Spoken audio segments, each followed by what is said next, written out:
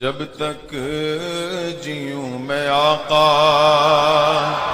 कोई गम न पास आए, कोई गम न पास आए। और गुफ्तगू हो रही थी कि बिदत क्या है, बिदत की तारीफ क्या है, बिदती कौन होता है और वो कौन लोग हैं जो सुन्नी सही अकीदा मुसलमानों को बिदती कहकर जहन्नमी कह रहे हैं। किन बुनियादों पर वो कहते हैं, और फिर उन बुनियादों पर उनके खुद अकायद नजरियात कहाँ तक सही और दुरुस्त है, ये तमाम बातें कल इंशाल्लाह आपने सुनी थी, आज भी इंशाल्लाह कुछ सुनेंगे। माशाल्लाह कल सुनी थी आपने।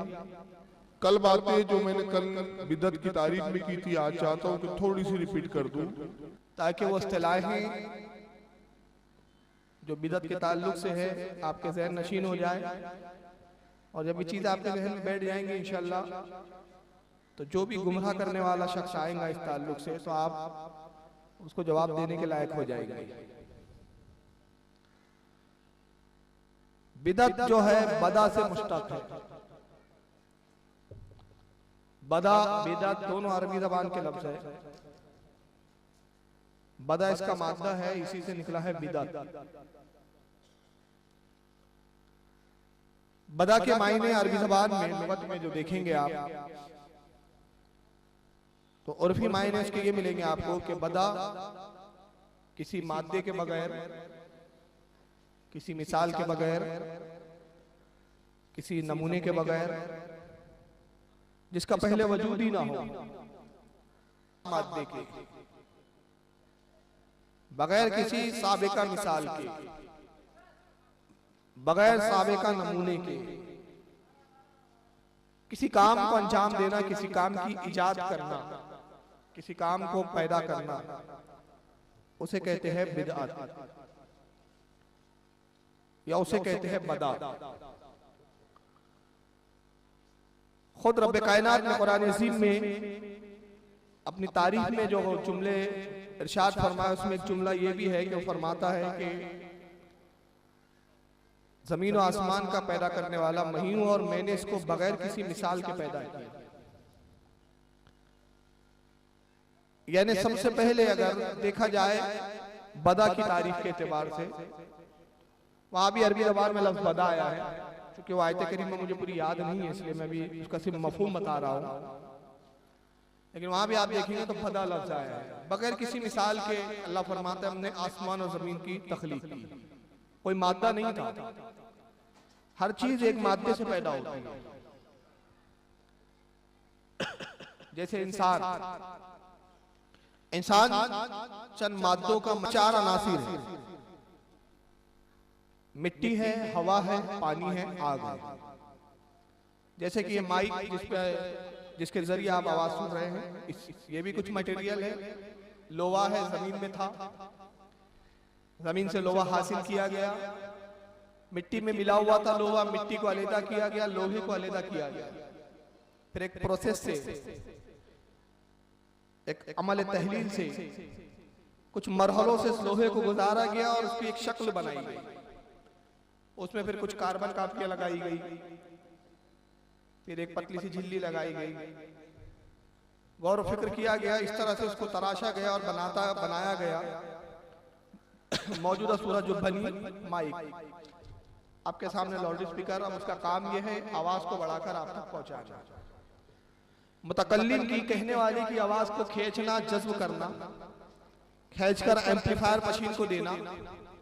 एम्पलीफायर मशीन जो है ये भी चंद पुर्जों का मजमुआ है। एम्पलीफायर मशीन भी चंद मटेरियल मादाओं का मजमुआ है। ये भी लोहा है, इसमें पीतल है, तांबे है, मुख्तलिफ तांबे की प्लेटें हैं।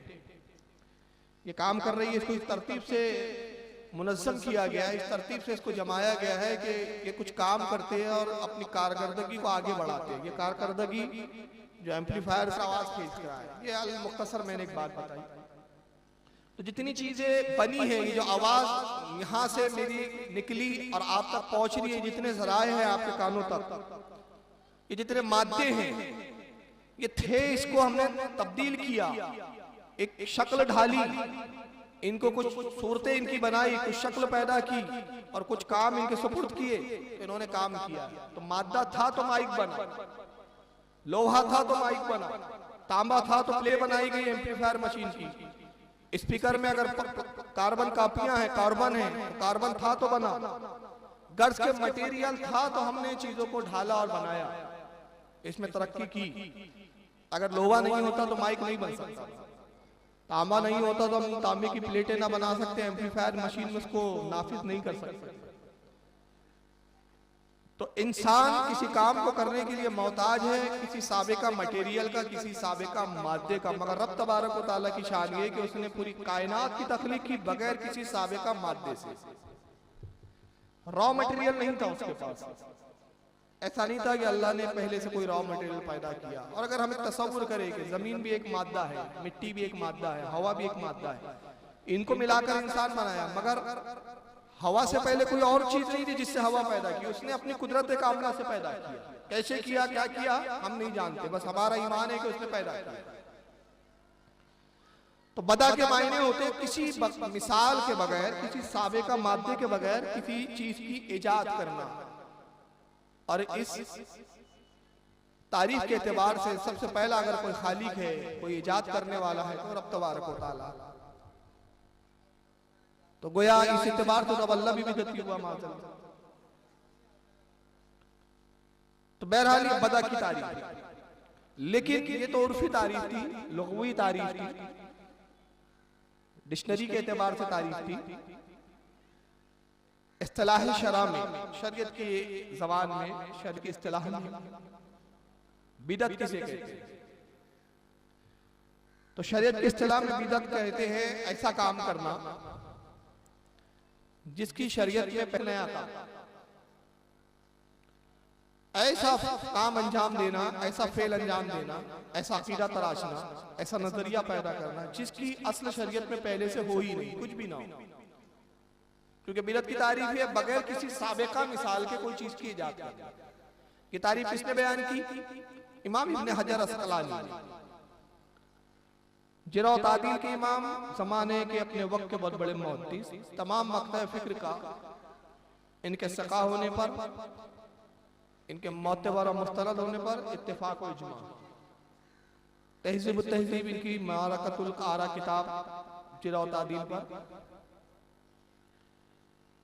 इसके अलावा फतहुल बारी, शरहुल बुखारी, मशहूर ज़माना इनकी शरह जो बुखारी की है। ये तारीफ बिदअत की उन्होंने इब्न तैमिया, जिनको देवबंदी भी कुछ हद तक मानते हैं, उनके दलाइल को तस्लीम करते हैं, और गैर मुकल्लिदीन के तो ये समझ लीजिए सब कुछ है। मशहूर ज़माना किताब मजमूल फतावा में जिल्द नंबर 3 सफ़ा 195 पर वो बिदअत की तारीफ क्यों करते हैं? कहते हैं बिदअत वो काम है जो किताब और सुन्नत और इजमा उम्मत के खिलाफ है। यानी किसी बात पर उम्मत का इजमा है, अइम्मा का इजमा है, उसके खिलाफ कोई काम कर रहा है। किताब में बात मौजूद है, उसके अगेंस्ट कोई काम कर रहा है।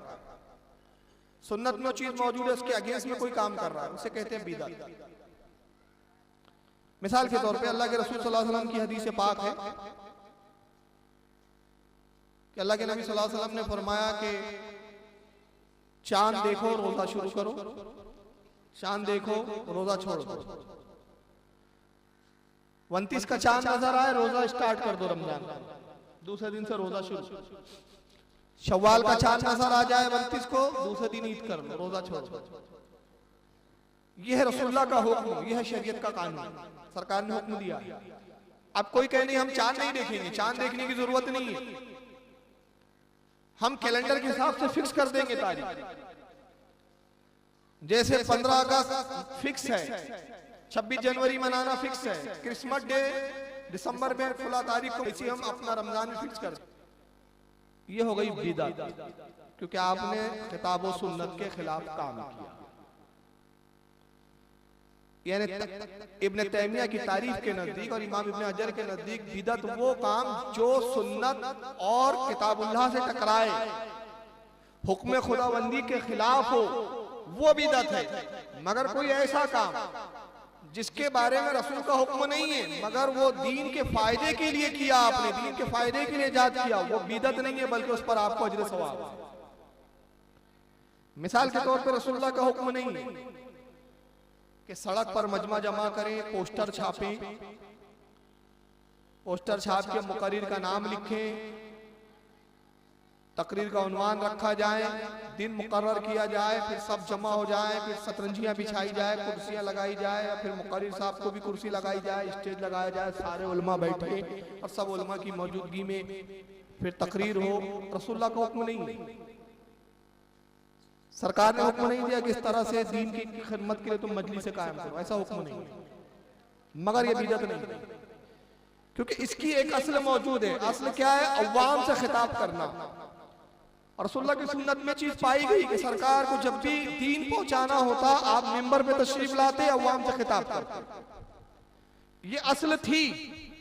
अब हमने इसी असल को लिया और उसमें कुछ जिद्दतें पैदा की, हालात के एतबार से, जमाने के एतबार से, और जितनी जिद्दतें हमने पैदा की, जितने इसमें इन्वेंशन किए, जितनी चीजें हमने इजाफा की, उसमें कोई चीज ऐसी नहीं है जो रसूल की सुन्नत से टकराती हो। मसलन हमने इश्तिहार छापे जलसे के ऐलान के लिए, इश्तिहारात रसूल की किसी सुन्नत से नहीं टकराते।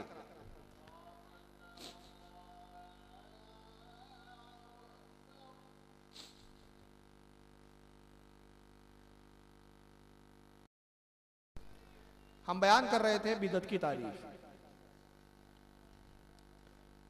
तो इब्न तैमिया कहते हैं, अल्लामा इब्न तैमिया, कि बिदअत वो काम है जो किताब व सुन्नत और इजमाए उम्मत के खिलाफ हो। बिदअत की ये मोटी सी तारीफ आप याद रख ले, बस ज्यादा इतनी तफसीलात में जाने की जरूरत नहीं। किसी भी काम के बारे में आपसे जब कोई कहे कि ये बिदअत है, मसलन कहे कि मिलादुन नबी मनाना बिदअत है, मज़ार औलिया पर जाकर चादर चढ़ाना बिदअत है, बुजुर्गों की बारगाह में हाजिर होना बिदअत है, न्यास करना बिदअत है, नजर देना बिदअत है, तो उससे आप सीधा सा सवाल कीजिए कि आप बिदअत कह रहे हैं तो पहले बिदअत की तारीफ बताइए। और वो अगर अपनी मनमानी तारीफ बयान करे, ये उसूल याद कर लीजिए, वो कहे बिदअत वो जो रसूल और साहबा ने नहीं किया हो, तो उसके कहिए कि ये तारीफ हदीस में कहाँ है, कुरान में कहाँ है, किस इमाम ने बयान की। आप इमाम का कौल सुनाइए, आपकी हम नहीं सुनेंगे, तो इंशाल्लाह उसको नानी याद आ जाएंगे, क्योंकि ये उसकी तारीफ अपनी खुद साख्ता है और ये तारीफ खुद उसकी अपनी बिदअत है। बिदअत की सही तारीफ जो अइम्मा ने की वो ये है कि बिदअत वो काम जो सुन्नत से टकराता हो, जो सुन्नत के खत्म करने का सबब हो। तो उससे कहिए कि जो फातिहा दी जा रही है, कौन सी सुन्नत इससे मिट रही है वो बता दीजिए। जो मज़ार पर चादर चढ़ाई जा रही है, बताइए कौन सी सुन्नत इससे तर्क हो रही है। जो मिलाद बनाया जा रहा है, इससे कौन सी सुन्नत छूट रही है, बताइए। तो जितने ये काम हैं जो अच्छी नीयत के साथ किए जा रहे हैं, दीन के फरोग के लिए किए जा रहे हैं, ये उस वक्त तक बिदअत नहीं होंगे जब तक ये साबित ना हो जाए कि किसी सुन्नत से टकरा रहे हैं। और अगर ये उसूल बनाया गया नहीं, रसूल ने नहीं किया इसलिए बिदअत है, तो उससे कहिए कि रसूल ने कोई मदरसा बनाया हो तो उस मदरसे का नाम बता दे। नहीं, रसूल और साहबा ने नहीं किया इसलिए नहीं करना चाहिए। एक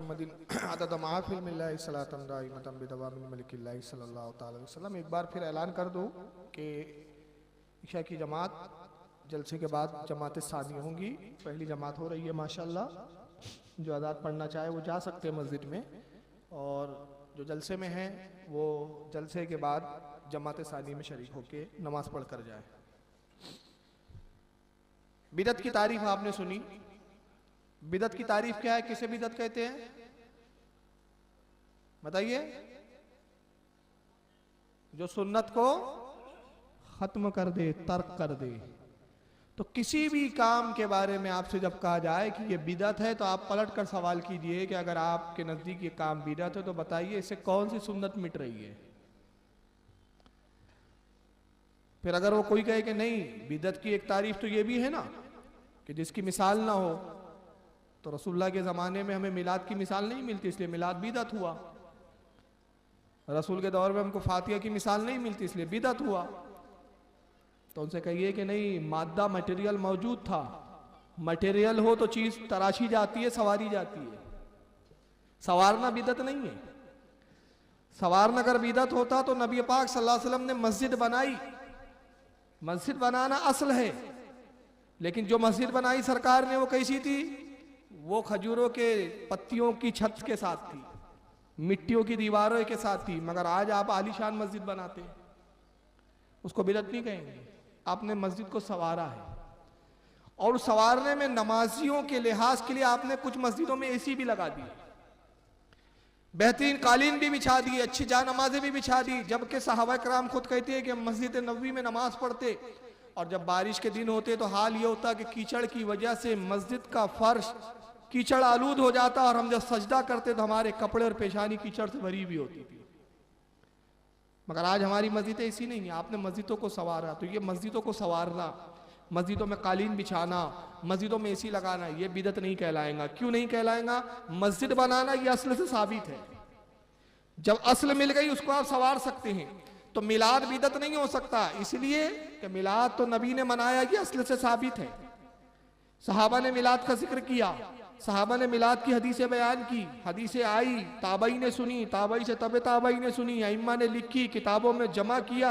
वो किताबें पढ़ के हम बता रहे हैं कि रसूलुल्लाह पैदा हुए तो इस तरह पैदा हुए थे, सरकार की तशरीफ आवरी हुई तो इस तरह से तशरीफ आवरी हुई थी, सरकार इस तरह तशरीफ लाए, ये मोजेज़ात थे, ये करामात थी रसूलुल्लाह की, ये अंदाज था सरकार के दुनिया में जलवागर होने का। तो जो कुछ हम बयान कर रहे हैं इसकी असल पाई गई, लिहाजा ये बिदत नहीं होगा। यही वजह है कि मौलवी वहीदुज्जमा साहब जो गैर मुकल्लिदीन के अल्लामा है, वो खुद बिदत की तारीफ करते हुए कहते हैं, हदियतुल महदी सफ़ा 117, उस पर कहते हैं कि बिदत वो काम है जिसके करने पर सुन्नत तर्क हो। किसी काम के करने पर अगर सुन्नत छूटती हो उस काम को बिदत कहा जाएगा। तो अब जहां जहां हदीसों में बिदती की मजम्मत आई है, बिदती की बुराई आई है, जहां जहां हदीसों में जिक्र आया कि कोई बिदती है तो उस पर यह गुनाह, कोई बिदती है तो जहन्नम में जाएगा, तो आप फौरन समझ ले कि यहाँ बिदती से मुराद वो जो ऐसा काम कर रहा है जो शरीयत से टकरा रहा है, ऐसा काम करने वाला जो सुन्नत को मिटाने का सबब बन रहा है, ऐसा शख्स जो सुन्नत को तबाह कर रहा है, वो है बिदती। और अगर कोई सुन्नत को तबाह नहीं कर रहा है बल्कि सुन्नत को रायज करने के लिए उसमें खूबियां पैदा कर रहा है, तो उसको बिदती नहीं कहा जाएगा, बल्कि उसका हाल यूं हो कि अल्लाह के नबी ने इरशाद फरमाया ऐसे शख्स के बारे में, मुस्लिम शरीफ की हदीस है, सरकार ने कहा कि जिसने हमारे इस्लाम में, दीन में कोई ऐसी चीज ईजाद की जो अच्छी है, कोई अच्छी चीज ईजाद की, तो जितने उस पर अमल करे सबको भी सवाब, जिसने उस चीज को ईजाद किया उसको भी सवाब, और सबके सवाब के बराबर इसे भी सवाब। और इसके बजाय कि उसके सवाब में कुछ दूसरों के कमी हो, और किसी ने बुरा काम ईजाद किया, बिदत ईजाद की, यानी ऐसा काम किया जिससे मेरी सुन्नत मिट रही है, जिससे दीन का कानून, इस्लाम का कानून खत्म हो रहा है, ऐसा काम ईजाद किया, तो अल्लाह के नबी सल्लल्लाहु अलैहि वसल्लम इरशाद फरमाते कि वो गुनाहगार हुआ, और जितने लोग उस पर अमल करे वो भी गुनाहगार, और सबका गुनाह उसके सर, जिसने उस काम को ईजाद किया। तो यहाँ से वाज़ेह हो गया कि अगर किसी चीज़ की असल मौजूद है और उसको आप लोगों में आम करने के लिए जद्दोजहद करते हैं, उसमें खूबियाँ लाते हैं, तो वो बिदत नहीं है बल्कि दीन को राइज करना है।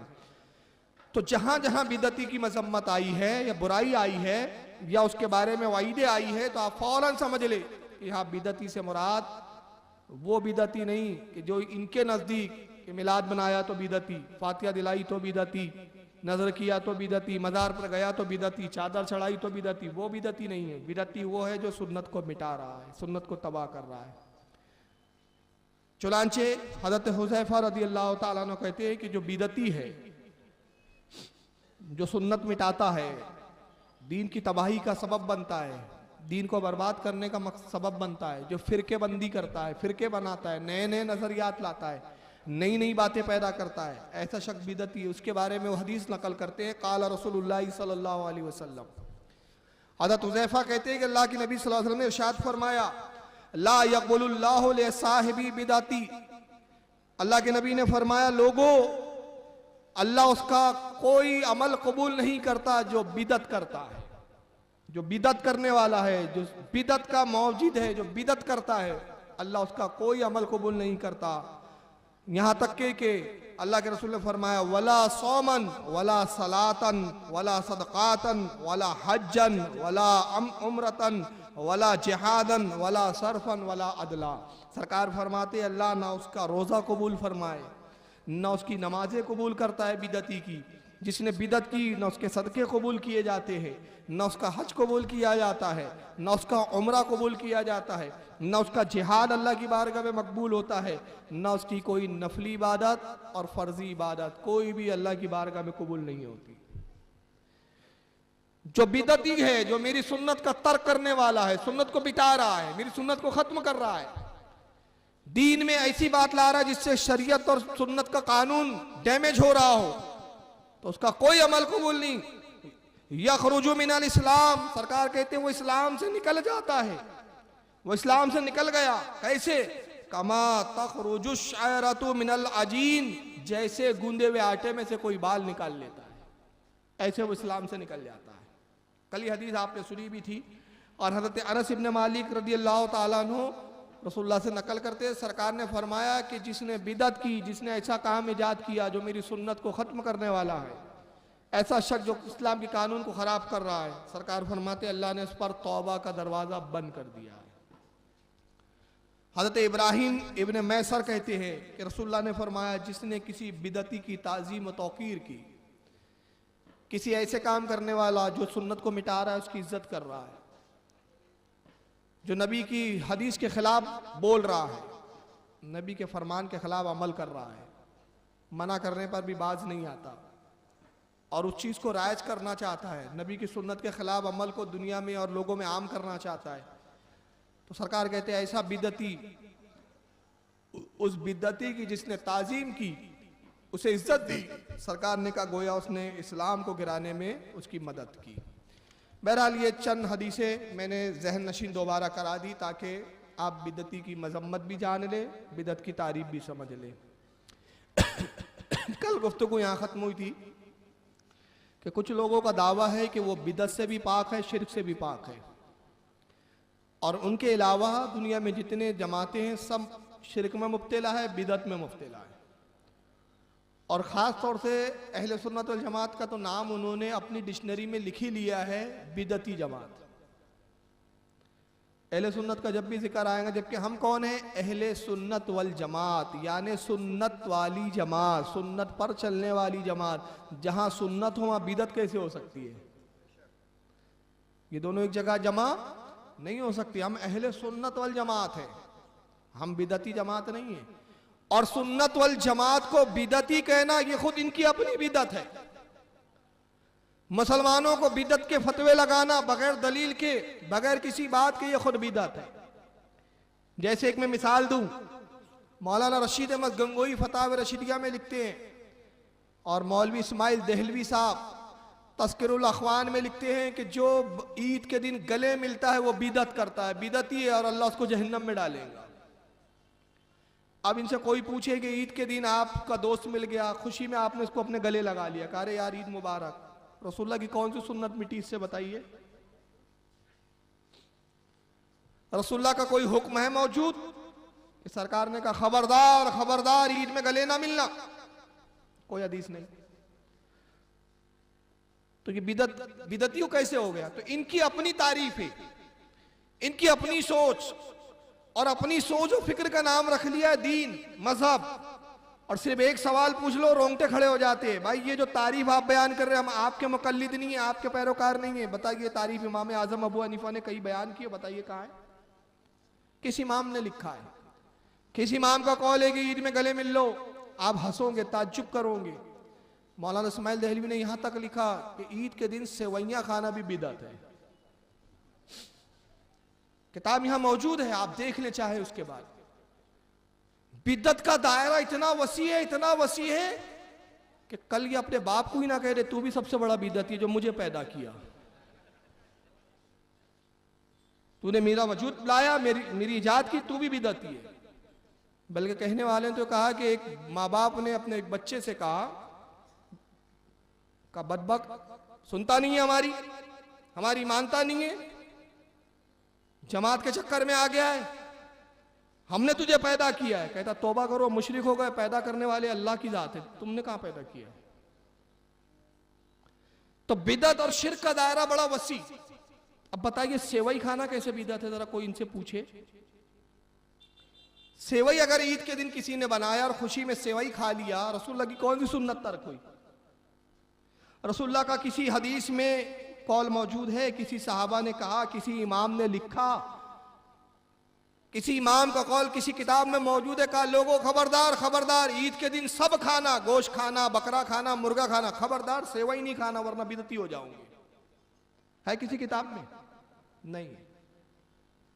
मगर इनके यहां अजीब बिदअत है, हर बात पे बिदअत, हर बात पे बिदअत, हर बात पे बिदअत। और खुद इतने बिदअत में मुलव्विस, खुद इतने बिदअत के अंदर, बिदअत के दलदल में गले तक धंसे हुए हैं कि बस अन करीब इनकी उन बिदअतों में रूह निकलेंगे और सीधा जहन्नम में आंख खोलेंगे। आइए इससे पहले कि मैं इनकी कुछ बिदअतें बताऊं, कल कुछ बिदअतें आपने देखी, वो दावा रिपीट कर दूं जो तौसीफुर रहमान साहब का है, तो आपके जहन नशीन हो जाए कि दावा क्या है, अमल खुद और है। आइए तौसीफुर रहमान का दावा समाअत फरमाए। पहले ये अभी 4 दिनों की पैदावार है, ये अंग्रेजों के दौर से चले हैं, ये वहाबी हैं, ये ला मजहब हैं, ये गैर मुकल्लद हैं, इनका इजाद करने वाला अंग्रेज है। आइए हम आपको बताते हैं हम हैं कौन, हमारा तारुफ क्या है। अब देखिए रोक रहा हूं, हम आपको बताते हैं हम कौन। अगर आप पुराने तो बताने की जरूरत क्यों पड़ रही है? इससे पता चला कि आप नए हैं और अपनी पहचान पुरानी बताना चाह रहे हैं। भाई जैसे ये मोबाइल है, ये मेरे पास नोकिया का मोबाइल है, ये आउट ऑफ डेट हो गया है ये मोबाइल। हाँ हो गया है भैया, मैं पुराना ही चलाता हूँ, गरीब आदमी हूँ। जी जी हजरत कह रहे बहुत गरीब जी। बहरहाल हजरत के मुकाबले में तो गरीब ही हूँ। ये नोकिया का पुराना आउटडेटेड मोबाइल चला रहा हूँ। हजरत आप जरा मोबाइल बताया आपका, देखिए हजरत का मोबाइल भी देख लीजिए, सैमसंग का है, बिल्कुल लेटेस्ट। देख रहे हैं आप मौलाना निजामी साहब का। देखिए मैं समझाने के लिए बहुत आसान फहम में समझा रहा हूँ। ये मोबाइल देखते से ही हर कोई क्या कहेगा, भाई बहुत पुराना है। मुझे बताने की जरूरत, जो पुरानी चीज होती है उसको बताना नहीं पड़ता। आप अपना तारुफ पेश कर, इसका पता चला लोग जानते नहीं, इसलिए तो आप बता रहे हैं। आपको लोग जानते नहीं है क्योंकि आप नए नवेले आए हैं। कह रहे अरे नहीं नहीं मैं तो बहुत पुराना खूसट बुड्ढा हूँ, मेरी दाढ़ी मुझ पे मत जा, मैं तो बहुत पुराना हूं। तो अब ये कहते आइए हम अपना तारुफ बता रहे हैं, तो इसका मतलब ये जमात तो नहीं थी मगर अब तारुफ झूठा बयान कर रही है। आइए वो तारुफ सुने क्या है। इनका इजाद करने वाला अंग्रेज है। आइए हम आपको बताते हैं हम हैं कौन, हमारा तारुफ क्या है, हमारी पहचान क्या है। हम अहलुस सुन्ना वल जमा हैं, हम अहलुल हदीस हैं, हम उतने ही पुराने हैं जितना इस्लाम पुराना है। अब 1400 साल पुराने मॉडल को बताने की जरूरत क्या है? लाल किला खुद बोलता है मैं कब कितना पुरानी इमारत हूं। वो एक मुहावरा भी है ना, इमारत बता रही है कितनी आलीशान थी और कब की थी, है ना। लेकिन बहरहाल चलिए सुने। हमारे एक हाथ में रब का कलाम है, एक हाथ में मुहम्मद रसूलुल्लाह सल्लल्लाहु अलैहि वसल्लम का फरमान है। हमारे एक हाथ में रब का कलाम है, एक हाथ में मुहम्मद रसूलुल्लाह सल्लल्लाहु अलैहि वसल्लम का फरमान है। हमारे लिए कुरान और हदीस की तालीमात हरफ आखिर है। हम दीन इस्लाम को वैसे समझते हैं जैसे मोहम्मद करीम ने अपने असहाबे किराम को समझाया। हम सलफ सालहीन के मानने वाले, उनके मनहज पे चलने वाले, हमारे लिए दलील अर्श वाले का कुरान, मदीने वाले मोहम्मद करीम सल्लल्लाहु अलैहि वसल्लम का फरमान। तौसीफुर रहमान ने कहा एक हाथ में हमारे कुरान है, एक हाथ में हम हदीस लेके चलते हैं। हमारे नज़दीक रसूलुल्लाह का फरमान, अर्श वाले अल्लाह रब्बुल इज़्ज़त का फरमान, ये अहम है। मतलब इनकी ज़िंदगी का एक एक गोशा कुरान और हदीस की रोशनी में है, चूँकि 24 घंटे हाथ में कुरान है इनके। कुरान हाथी में है ना भाई, घर में नहीं है, ताक पे नहीं है, हाथ में है इनके। और दूसरे हाथ में क्या है? हदीस रसूल। आइए दूसरा फिर दावा सुन ले। आज तक बर्रे सगीर के अंदर जमात अहले हदीस सिर्फ अपनी सफाइयां ही देती रही कि हम गुस्ताख नहीं हैं, हम नबी से मोहब्बत करने वाले। आज हम, ये भी एक बड़ी अजीब बात है, आज तक वो सफाई देते आ रहे हम गुस्ताख नहीं हैं। सवाल ये है कि आप सफाई दे रहे किसको और मांग कौन रहा है आपसे? पहला सवाल। भाई मैं सुन्नी हूं, मुझे कहने की जरूरत है? मैं कहूं मैं आला हजरत का आशिक हूं। मैंने आज तक किसी तकरीर में कहा हजरात मुझे पहचानो, मैं आला हजरत का बहुत बड़ा आशिक हूं? मैंने कहा? मेरे किरदार ने, मेरे अमल ने, मेरी जबान ने, मेरे अमल ने, मेरे आदत व अतवार ने बता दिया कि मैं सुन्नी हूं, आशिक औलिया हूं। आदमी का किरदार बोलता है, समझ में आ रही है ना? और सुन्नियों का तो हाल ये, चेहरा बोलता है वो कौन है, और इनका भी थोबड़ा बोलता है कहां से आ रहा है, कौन है, बताना नहीं पड़ता। जहां मर्दानगी हो समझ में आता है सुन्नी चला रहा है, और जहां समझ में आ जाता है कौन है। आदमी को बोलना नहीं पड़ता है मुंह से, उसका हुलिया बताता है वो कौन है, कहां से आ रहा है, नदवा से आ रहा है कि मदीने से आ रहा है। आदमी का किरदार बताता है। ये सफाई दे रहे, सफाई क्यों दे रहे हैं आप? इसलिए दे रहे हैं कि आप गुस्ताख है, आपका किरदार, आपकी जबान बोलती है गुस्ताख है, और जब लोग कहते तुमने गुस्ताखी की तो ये सफाई देने बैठ जाते हैं। तो इसका मतलब ये गुस्ताख है। बहरहाल ये आज तक सफाई देते आ रहे हैं, और आज तक नहीं बेटा, कयामत तक तुमसे सफाई देने में गुजारोगे जिंदगी। मुझसे बढ़कर कदम उठाते हैं, सफाई अपनी जगह पे रही। अरे अल्लाह की कसम, धरती पे जितनी मोहब्बत रसूल से अहले हदीस करता है, कायनात का कोई आदमी नहीं कर सकता। ये अहले हदीस तो वो है, नबी की हदीसों पे झुकने वाले तो वो हैं, नबी की हदीसों के सामने आंखों को बंद कर लेने वाले तो वो हैं, नबी की हदीसों के सामने अपनी जुबान दराज ना करने वाले तो वो हैं।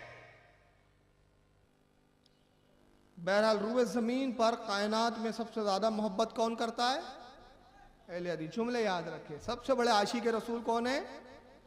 अहले हदीस। नबी की सुन्नत पर झुकने वाले अहले हदीस, गैर मुकल्लिदीन। नबी की सुन्नत के सामने, हदीस के सामने आंख बंद करने वाले अहले हदीस। अभी तो मैं किरदार पे तकरीरें कर रहा हूं, वरना इल्मी अगर तकरीरें सुनने की आप थोड़ी सी आदत बनाए ना, कसम खुदा की मैं इतनी हदीसें सुना सकता हूं जो सही हदीस है जिस पर इनका अमल नहीं है। अगर वो हदीसें मैं पेश करूं तो आप ताज्जुब में पड़ जाएंगे कि अहले हदीस है, मगर 80% हदीसों को नहीं मानते। कितने फीसद? 80% हदीसों को नहीं मानते। मगर ये इल्मी टॉपिक है, और थोड़ा सा इसके लिए मिजाज बनाना पड़ेगा बम्बई की जमीन पर और इतराफ में दूसरे लोगों में भी, कि हम थोड़ा इल्मी टॉपिक भी सुने। अब ये इनके किरदार दिखा दिखा के मैं खुद बोर हो चुका हूं, हकीकत तो ये है। लेकिन बहरहाल अब उन्वान है, उस पर बोलना है। चलिए, ये आशिक रसूल, ये गुस्ताख रसूल नहीं है, आशिक रसूल है, सुन्नत पर चलने वाले, हदीस पर चलने वाले। जरा महराज रब्बानी साहब एक किस्सा सुना रहे, वो सुन ले, बड़ा प्यारा किस्सा है, और उस किस्से का ताल्लुक उनसे नहीं है, मुझसे है। जो किस्सा सुना रहे हैं उस किस्से का ताल्लुक अहले हदीस से और महराज रब्बानी से नहीं है, बल्कि किससे है? मुझसे है। वो कैसे, जरा सुन ले, पहले वाकया सुन ले। ऐसे लोग भी होते हैं जो अपने मद्दे मुकाबिल के लिए खूब अलग न जाने क्या क्या बकते हैं, अपने घर की बातें छुपा के रखते हैं। एक आदमी था तो कहीं गया, तो एक जगह गया तो अक्लमंद आदमी के पास, तो कहने लगा कि हमारे गांव में हमारे गांव वालों की जो बुराइयां हैं वो बता दो। तो उसने कहा फलाना ऐसा, फलाना ऐसा, फलाना ऐसा, फलाना ऐसा, फलाना ऐसा, फलाना ऐसा, सब बता दिया उसने। कहा ठीक है। उसको एक गठरी में बांध लिया और कहा हमारे भी ऐब बता दो। कहा तेरे अंदर ये ऐब है, ये ऐब है, ये ऐब है, ये ऐब है। कहा ठीक है। अब उसने क्या किया, जो गांव वालों की, बस्तियों वालों की के ऐब थे उसको आगे गठरी लटका लिया, और दूसरा हिस्सा जो है अपना वाला जो था वो पीछे डाल लिया, और अब आगे अपना लटका लिया। और बस्ती में आया, कहने गए फलाने तुम्हारे अंदर ये ऐब है, फलाने तुम्हारे अंदर ये ऐब है। अब लोग कहने यार इसको कैसे मालूम हो रहा है, इसको इसको कैसे पता चला हमारे अंदर ये ऐब, हमारे अंदर ये? अब लोग शर्मसार होने लगे। कोई था मनचला, उसने पीछे मुड़ के पीछे जाके देखा तो एक पोटली पीछे भी लटक रही थी, उसने पीछे से निकाला तो इसके ऐब थे। कहा मियां तुम तो दूसरों के ऐब बता रहे हो, ये कौन से ऐब हैं? ये तुम्हारे ऐब हैं, ये तुम्हारे ऐब हैं। ये तो ऐसे ही शर्मिंदा हो गया। तो ऐसे ही हमारे यहाँ के मौलवी धमा चौकड़ी मचाते हैं हमारे मुल्कों के अंदर, वो दूसरों के ऐब उछालते हैं, ये तुम्हारे ऐब, ये तुम्हारे, अपने ऐब भूल जाते हैं जब दूसरों की बुराइयां करना शुरू करते हैं। मेरे अजीजों, मेरे दोस्तों, ऐब ऐब है चाहे जिसके अंदर हो, ऐब ऐब है चाहे जिसके अंदर मौजूद हो, बड़े के अंदर भी हो, छोटे के अंदर। बेऐब सिर्फ अल्लाह के रसूल सल्लल्लाहु अलैहि वसल्लम की जात है जो मासूम है। वाक्य अच्छा लगा? वाक्य क्या है, रिपीट कर दूं ताकि अच्छे से जहन नशीन हो जाए। एक शख्स गया एक गांव में, एक शख्स के पास, वो एक बुजुर्ग था, आलिम था, कोई जानकार था। उसने कहा हमारे गांव के सबके ऐब बता दो। वो तो सबके ऐब जाहिर कर दिए, उसने सबके ऐबों की एक पोटली बनाई। उसने कहा फिर मेरे भी ऐब बता दो। उसने उसके भी ऐब बता दिया, अपने ऐब की भी एक पोटली बनाई और अपनी पोटली पीछे रख लिया और लोगों के ऐब की पोटली सामने रख लिया। फिर गांव में पहुंचा और एक एक का नाम लेके कहता है फलाने तुझ में ये ऐब है, फलाने तुझ में ये ऐब है, फलाने तुझ में ये ऐब है। लोगों के ऐब जाहिर कर रहा है तो सारे लोग हैरत में, इसको कैसे पता यार हम में ये ऐब है, इसको कहाँ से मालूम हो गया? तो एक मनचला था, वो पीछे आया, देखा अरे इसकी पोटली पीछे कौन सी है, ये तो इसके अपने ऐब है। उसने उसकी पोटली को आगे किया, कहा मियाँ लोगों के ऐब बता रहे हो, जरा अपने भी तो ऐब देख लो। तो मेरा रब्बानी कहते हैं कि लोग दूसरों के ऐब बताते, अपने ऐब नहीं देखते। उस वाक़े की ज़िम्मे में कहना चाहता हूँ, यही हाल गैर मुक़ल्लिदीन का है। पूरी दुनिया को ऐब ज़दा बना रहे हैं, तुम मुशरिक हो, तुम बिदती हो, तुम मुशरिक हो, तुम बिदती हो। अपनी बिदतें और अपने शिर्क के आमाल को पीछे छुपा रखा है। और जो मनचला वाक़े में है ना कि मनचले ने गया पीछे से निकाला, वो मनचला अल्हम्दुलिल्लाह मैं ही हूँ जो इनकी पोटलियाँ पीछे से निकाल के सामने ला रहा है।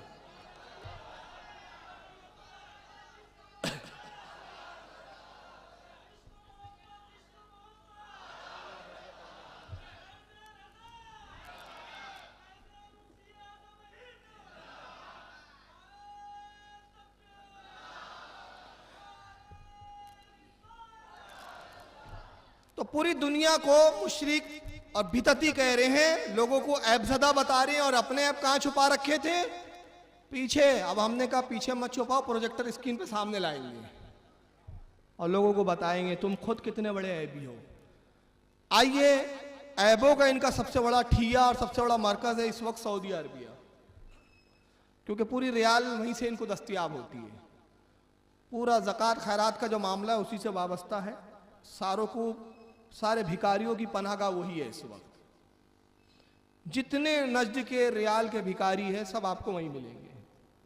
अब देवबंदी थोड़ा मुखालिफत में आ गए हैं। एक प्रोग्राम हो चुका है मेरा, दो सगे भाई मगर आपस में दुश्मन। कल तक आपने खुद सुना होगा देवबंदी हमारे सुन्नियों को कहते थे अरे यार ये क्या बात हुई, तुम हरम में जाते हो, हरम के इमाम के पीछे नमाज नहीं पढ़ते, हरम में जाते हो यार, हरम के इमाम की इतनी बड़ी महरूमी है, हरम के इमाम के नहीं पीछे पड़ते। अब उन्होंने इनको जूते मारे, टुकड़े डालना बंद कर दिया, अब ये भी गालियां बकने लगे हैं उनको। तो अब आइए, इनका सबसे बड़ा जो मरकज है, जिसको ये इस्लामी हुकूमत, जिसको ये दारुल अमल, दारुल सल्तनत, दारुल इस्लाम, दुनिया भर का नाम देते हैं, बल्कि यहाँ तक कहते हैं कि बादशाह इस्लाम जो वहाँ के वो तो अमीरुल मोमिनीन है, इस वक्त के अमीरुल मोमिनीन है वो। रुए ज़मीन पर अगर कोई इस्लामी हुकूमत कायम है, इस्लामी निज़ाम कायम है, तो वो सऊदी अरबिया है। वहाँ ना कोई बिदत है ना कोई शिरक है।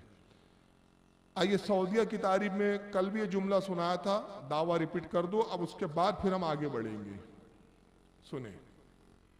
मोहम्मद बिन अब्दुल वहाब रहमतुल्लाह अलैह, मोहम्मद बिन अब्दुल वहाब रहमतुल्लाह अलैह, जिन्होंने इस ममलकत सऊदिया को कुफ्र और शिर्क की गंदगियों से पाक किया, और आज अल्लाह की बरखा हो रही है, आज रहमत नाजिल हो रही है, और आज दुनिया इसकी तरफ तवज्जो से देख रही है कि अगर दुनिया के अंदर कोई अमन और शांति का मुल्क है तो एक ममलकत सऊदिया अरबिया है, जो एक फूल की तरह खुशबू बिखेर रहा है पूरी दुनिया के अंदर। और आज दुनिया इसकी तरफ तवज्जो से देख रही है कि अगर दुनिया के अंदर कोई अमन और शांति का मुल्क है तो एक ममलकत सऊदिया अरबिया है, जो एक फूल की तरह खुशबू बिखेर रहा है पूरी दुनिया के अंदर। अमन शांति का मुल्क सऊदी अरबिया है, जो फूल की तरह, पता नहीं वो गेंडे का फूल है कि धतोरे का फूल है, लेकिन बहरहाल फूल की तरह वो जो है पूरी दुनिया में अमन शांति का पैगाम दे रहा है, खुशबू बिखेर रहा है। आइए उसी सऊदिया में क्या हो रहा है, मैं नहीं कहता, तौसीफ रहमान की ज़बानी क्यों नहीं। यहाँ पर थाईलैंड लॉटरी जो कि आम है पूरे सऊदी अरब में, करीब हर खास व आम इसमें मुब्तला हो रहे हैं। ये जो कैसी है, ये लॉटरी का जो सिस्टम है, ये सूद, ये जुए की एक किस्म है जिसमें कुछ को कुछ मिलता है और कुछ को सारे पैसे उसके ज़ाया बर्बाद हो जाते हैं। तो इन तरीकों से बचिए और हलाल रिज़्क की कोशिश कीजिए। उन्हीं से सवाल हुआ कि थाईलैंड की लॉटरी बहुत चल रही है। लॉटरी कहाँ की है? थाईलैंड की, सऊदिया की नहीं है। और बिक कहाँ रही है? सऊदिया में। कहाँ पर? जहाँ शिर्क खत्म हो चुका है, बिदतें खत्म हो चुकी, जो फूल की तरह खिला हुआ है। और फिर खुद बहुकुम भी बयान कर रहे हैं कि लॉटरी सूद है, जुआ की किस्म है। जब वो इस्लामी हुकूमत है और फूल की तरह बिखेर रहा है और बादशाह इस्लाम वहां के अमीरुल मोमिनीन है, तो वो लॉटरी पर उन्होंने अब तक पाबंदी क्यों नहीं लगाई? इस जुआ को सऊदिया में क्यों रखा है बरकरार? मालूम हुआ कि इसलिए रखा गया है कि सारी पूरा खानदान जो है ना आले सऊद का, वो सब जुआरियों का खानदान है, आदत पड़ी हुई है जुआ की। अब आइए एक चीज मैं दिखाना चाह रहा हूं यहां पर, उसी सऊदी अरबिया में जहां फूल की तरह वो खिला हुआ है। हालांकि ये मुजरिम कौन, इल्जाम किस पर मैंने दिखाया, लेकिन ये रिपीट इसलिए कर रहा हूं ताकि बात दोबारा उस उन्वान से इसका ताल्लुक है, इससे मुतस्सिल बात है, तो रिपीटेशन हो जाए, थोड़ा तो चलता है उतना, ताकि इनके दावे की पोल भी खुलती जाए और कि फिर बिदतें भी हम आगे मुलाहिजा करेंगे। उसी सऊदी अरबिया में जो फूल की तरह खुशबू बिखेर रहा है पूरी दुनिया में, वो शायद इन तवायफों की वजह से ही खुशबू बिखेर रहा हूँगा। और अमन शांति इसलिए कि दुनिया के जितने बदमाश है वो सब यहीं आके अय्याशी करते हैं। आए एक मंजर देखें इसका।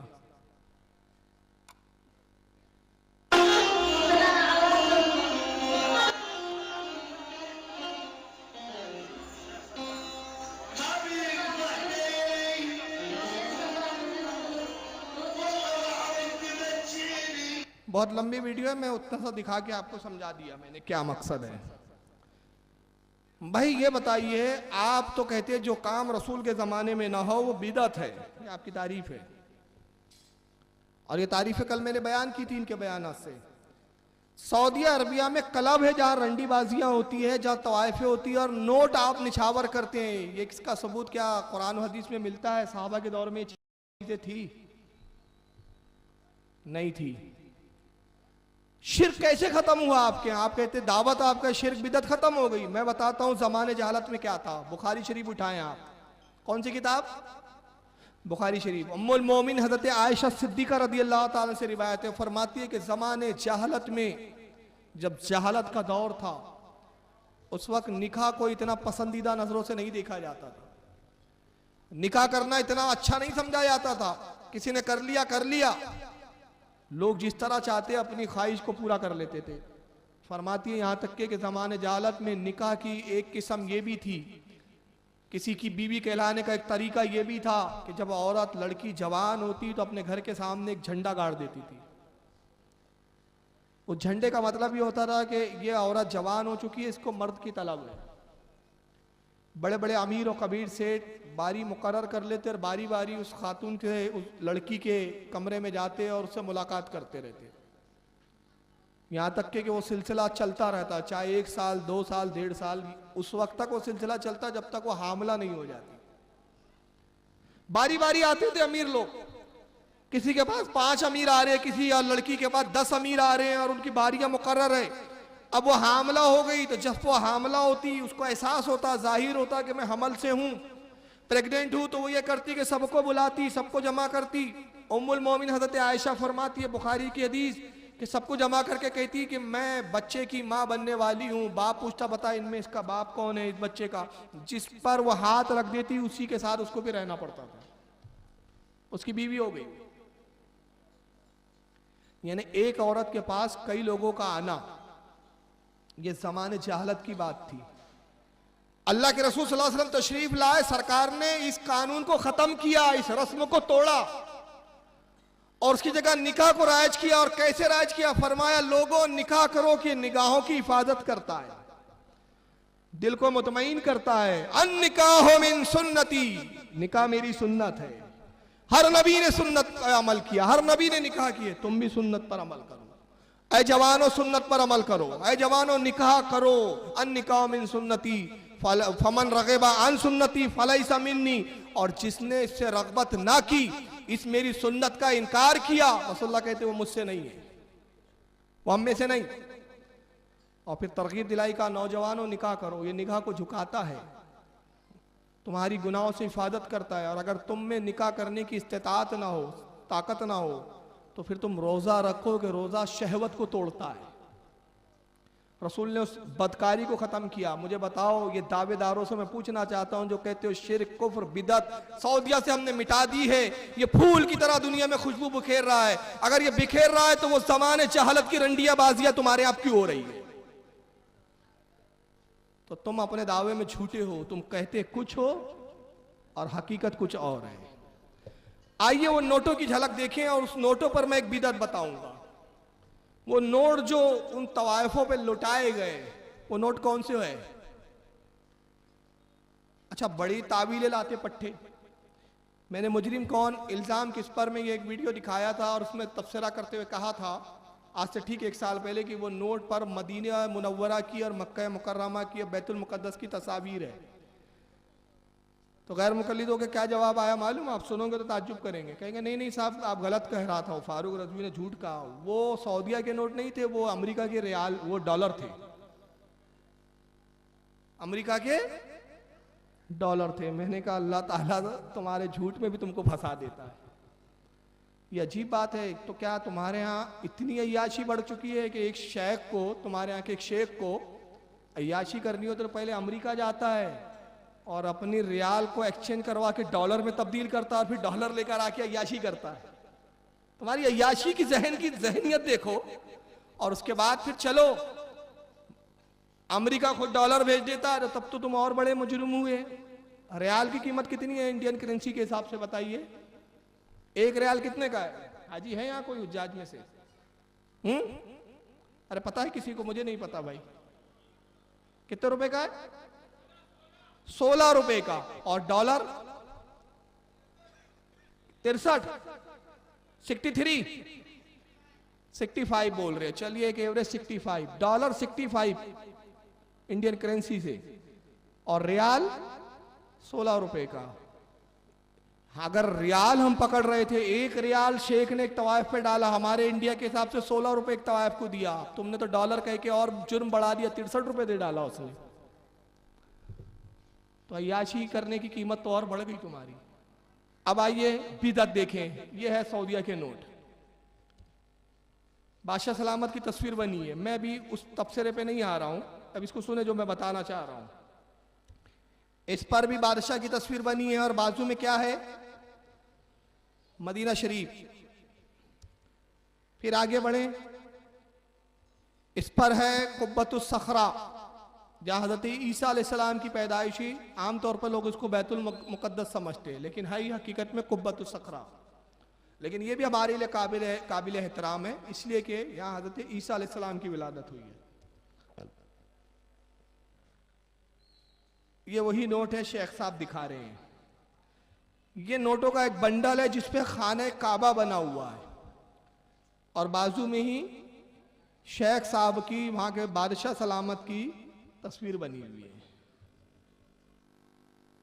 ये हर बात पे हमें बिद्दत के ताने देते हैं। मैं इनसे पूछना चाहता हूं कि नोटों पर तुम्हारे अमीरुल मोमिनीनों की तस्वीरें हैं, ये सबक उनको क्यों नहीं सुनाया? बुखारी शरीफ की हदीस आज तक उन्हें क्यों नहीं बताई? रसूलुल्लाह की सुन्नत के खिलाफ, सुन्नत को तर्क करके ये बिदअत क्यों राइज की गई? अल्लाह के नबी के जमाने में जो सिक्के चलते थे उस पर किसी की तस्वीरें नहीं थी, किसी के अक्स नहीं थे, बल्कि नबी ने इरशाद फरमाया था, सरकार फरमाते रहमत के फरिश्ते उस घर में दाखिल नहीं होते जिस घर में तस्वीर या कुत्ता हो। ये बुखारी तो बड़ी करते हैं यार, उस वक्त तुमको बुखारी क्यों नहीं दिखती? ये सबक तुम बुखारी का उन नजदी अय्याशों को क्यों नहीं सिखाते कि तुम नोट पर अपनी तस्वीर के बगैर भी नोट निकाले जा सकते हैं। कई मुल्क में है जहां पर किसी बादशाह की तस्वीरें नहीं है, कई मुल्क है, कई ममालिक है जहां बादशाह की तस्वीरें नहीं है। मसलन ईरान के नोट देखेंगे उस पर बादशाह की तस्वीर नहीं होती। और भी कई ममालिक है जहां के मैंने नोट देखे हैं उस पर बादशाह की और वहां के कोई बड़े आदमी की तस्वीर नहीं होती है। अल्लाह के रसूल सल्लल्लाहु अलैहि वसल्लम फरमाते, ये भी बुखारी और मुस्लिम की हदीस, सरकार फरमाते कयामत के दिन तीन लोगों पर सबसे ज्यादा सख्त अजाब होगा।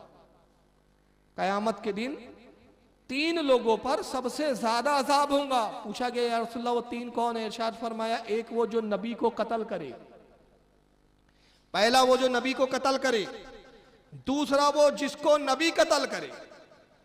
अब बताइए नबी जिसको कत्ल करेगा कितना बड़ा पक्का काफिर होगा वो, कि नबी कत्ल कर रहा है अपने हाथ से, और वो भी कितना बड़ा बदबख्त होगा जो माज़ अल्लाह नबी को शहीद कर रहा है।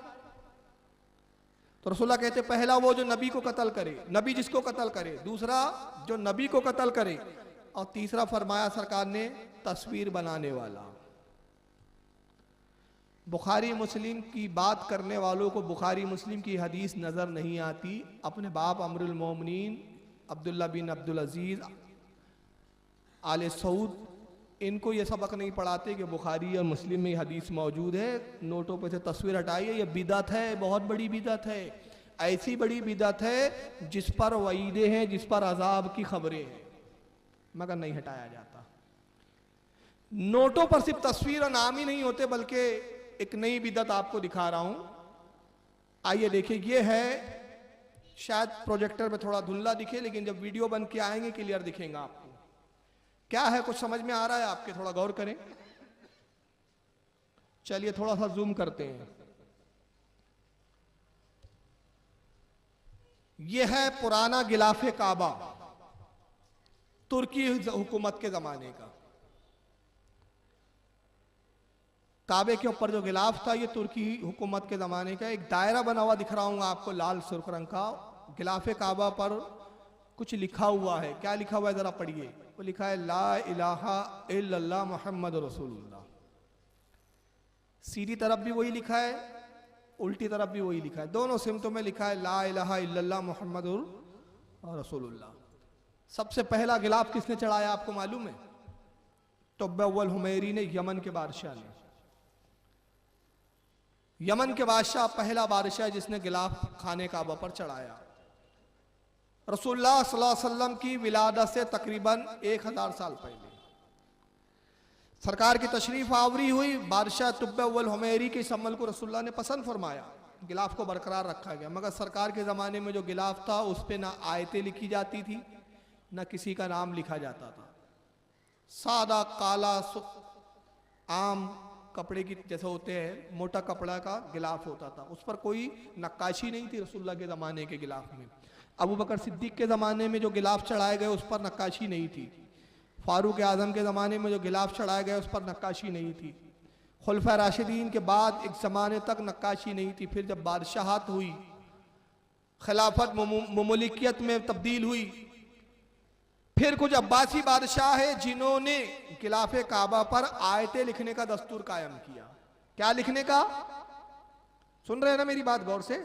याद रखें, आयतें, कुरान की आयतें करीमा, रसूलुल्लाह सल्लल्लाहु अलैहि वसल्लम के फजीलत में जो आयतें, वो अल्लाह की जो वैधानियत और उलूहियत का इजहार करती है, वो आयतें गिलाफ पर उन्होंने लगाई, कुंदा करवाई, नक्श करवाई, उस पर कलमे तैयबा लिखवाया। ये दस्तूर चलता रहा तुर्की हुकूमत तक। ये वो गिलाफ है जो आज भी म्यूजियम में रखा हुआ है, जो तुर्की हुकूमत के ज़माने का है, जिस पे लिखा है कलमे तैयबा ला इलाहा इल्लल्लाह मुहम्मद रसूलुल्लाह। और गिलाफ का ये वो हिस्से का फोटो है जो काबे का दरवाज़ा मुल्तज़म जो है उस दरवाजे के ऊपर है।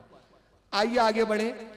अब ये गिलाफ तैयार होता है इस दौर में। पहले किसी ज़माने में तुर्की की तरफ से गिलाफ आता था, फिर पाकिस्तान की तरफ ये जिम्मेदारी की गई, पाकिस्तान से गिलाफ बनता था। आजकल सऊदी अरबिया खुद अपने यहाँ कारागिर रखकर गिलाफ बनाता है। अब सऊदिया में ही गिलाफ काबा बनता है। अब उस गिलाफ काबा की तामीर का एक झलक देखिए किस तरह बनता है। ये देखिए, पहले तागा बुना गया, ये सोने के तार इस पे लपटे होती है तागे पर, सोने के पानी का तार, ये नक्काशी होती है।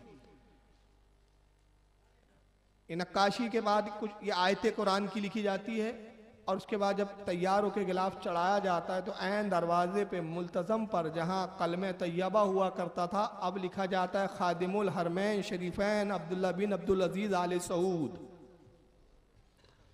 किसका नाम है गिलाफ पर?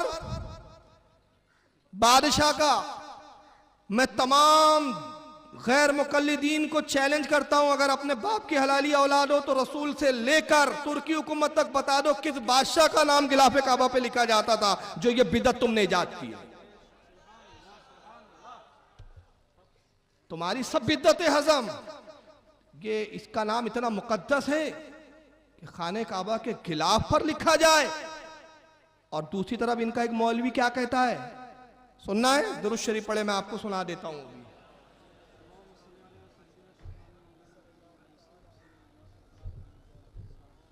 एक बार फिर दुरूद शरीफ पढ़े।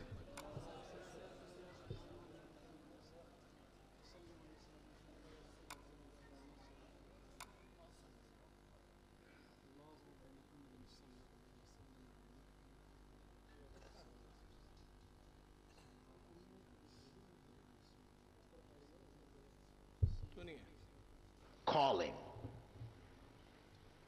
We say, Ya Allah. यह है बिलाल फिलिप्स गैर मुकल्लिद। अंग्रेजी जबान में देखिए तकरीर क्या कर रहा है। Calling. We say, Ya Allah. If you say, Ya Rasulullah, you're involved in worshiping the Prophet Muhammad Sallallahu Alaihi Wasallam. That's why in the masjids where you see people like to put up these plates, ornate plates, it says, Ya Allah, Ya Rasulullah. This is wrong. कहता है अगर हम कहते हैं या अल्लाह और अगर आपने कहा या रसूलुल्लाह तो आपने रसूलुल्लाह को अपनी इबादत में शरीक किया, आप मुशरिक हो गए। आपने मस्जिदों में देखा होगा, कहता है मस्जिदों के अंदर दो प्लेट लगाई जाती है, एक पर लिखा जाता है या अल्लाह और एक पे लिखा जाता है या मोहम्मद। कहता है ये शिरक है। खाने काबा की बात नहीं कर रहा है वो, हमारी मसाजिदों की बात कर रहा है। जहां मस्जिद, हमारे घर मस्जिद जो हमने तामीर की, हमने अगर अपनी मस्जिद की दीवार पर दो प्लेट लगाई, लकड़ी की तख्तियां लगाई और एक तख्ती पे लिखा या अल्लाह, दूसरी तख्ती पे लिखा या मोहम्मद, कहता है ये शिरक हो गया। तो मैं पूछना चाहता हूं नजद की खबीस औलादो, जब मस्जिद पे अल्लाह और नबी के नाम की तख्तियां शिरक है तो खाने काबा जो तमाम मसाजिदों का मरकज है, सबकी बड़ी मस्जिद है, तमाम मस्जिदों की सरदार है, उसके गिलाफ पर बादशाह वक्त का नाम लिखना कहां से जायज है? ये कौन सी हदीस से है, कौन सी शरीयत में है? जरा हमको भी तो बताओ। तो आप देखें, और अभी तरक्की कहां तक होंगी फिर मैं आगे दिखाऊंगा।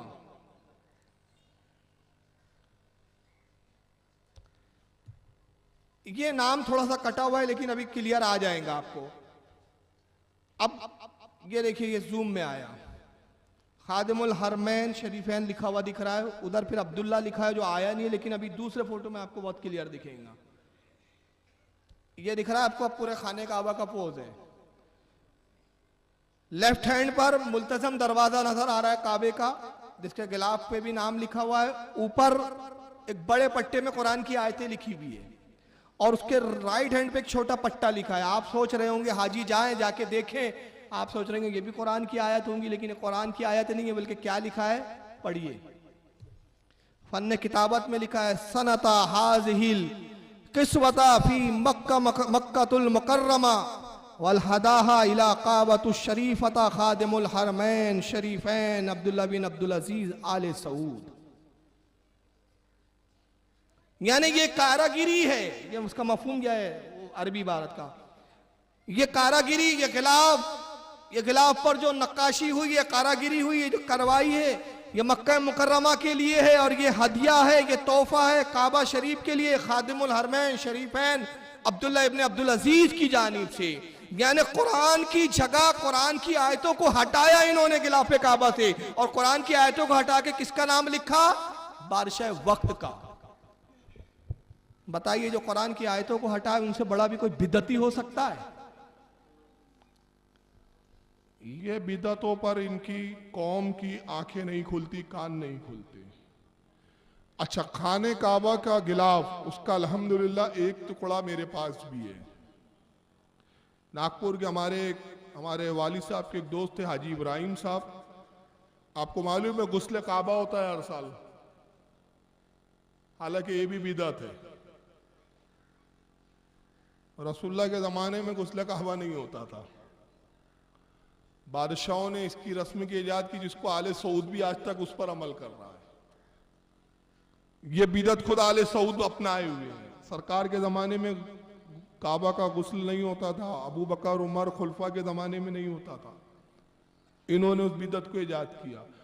इनको गुस्ल काबा तो हजम है, मज़ार आते औलिया का गुस्ल बड़ा खलता है।